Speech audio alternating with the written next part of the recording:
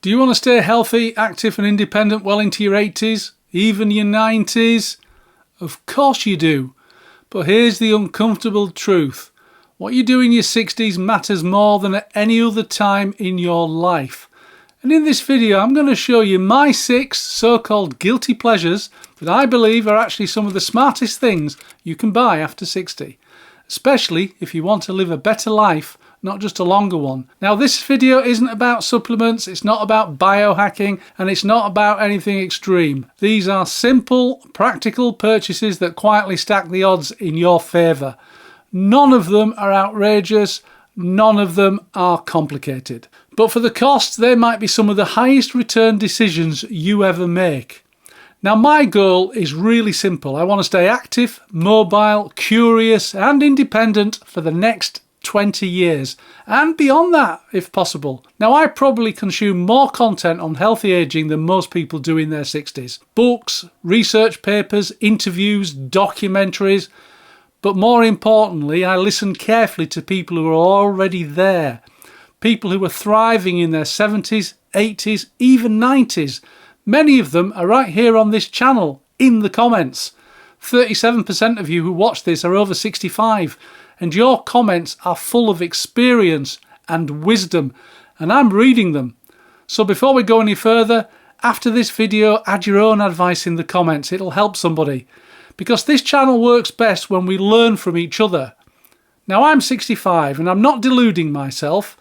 I've maybe got 45 or 50 years of adult life behind me, and if I'm fortunate, I've got maybe 20 good years ahead. Hopefully more. Now I'm not a biohacker, I'm not obsessed with living forever. I'm just a plain speaking bloke from Northern England who wants those years to be good years. I want to be healthy, active and independent. I want to spend time with my family, to travel, to have freedom. And that's why I buy these things. Not because they're luxuries. I see them as investments in the quality of the life I've got left. So here they are, 6 guilty pleasures I've bought after 60 that I now would not live without. Number 1, health tech. For years, I did the absolute bare minimum. I counted steps on my iPhone. That was about it.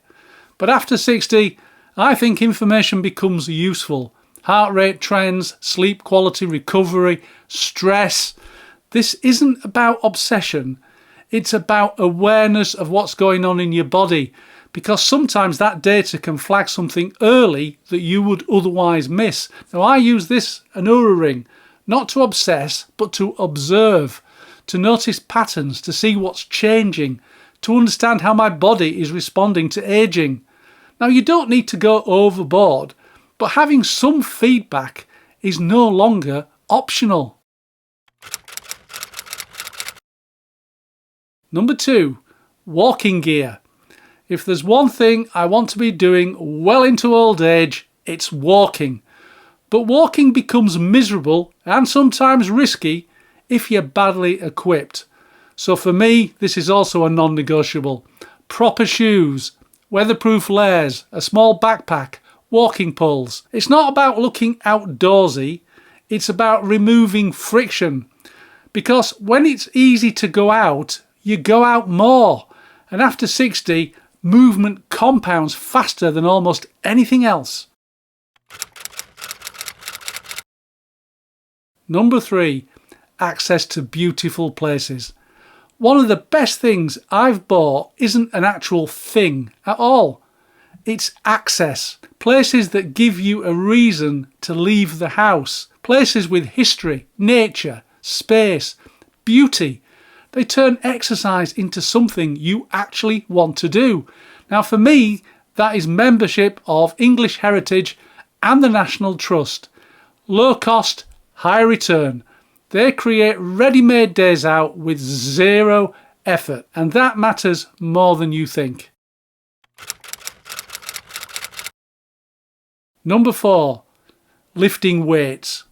Twice a week, minimum, I go to the gym for one reason and one reason only. To lift weights. Not treadmills, not bikes, weights. Because here's the truth. After 60, muscle loss is real and it's relentless. You don't lose strength because you age faster because you lose strength. And the solution, well, it's not complicated. You don't need to become a bodybuilder, you just need some form of resistance, because this is one of the highest return investments you can make in your future self.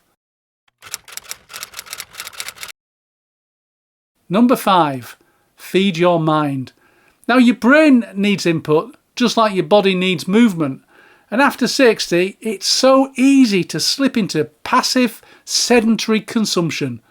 TV, scrolling, repeat. And if you do that, it slowly shrinks your world. So you've got to push back.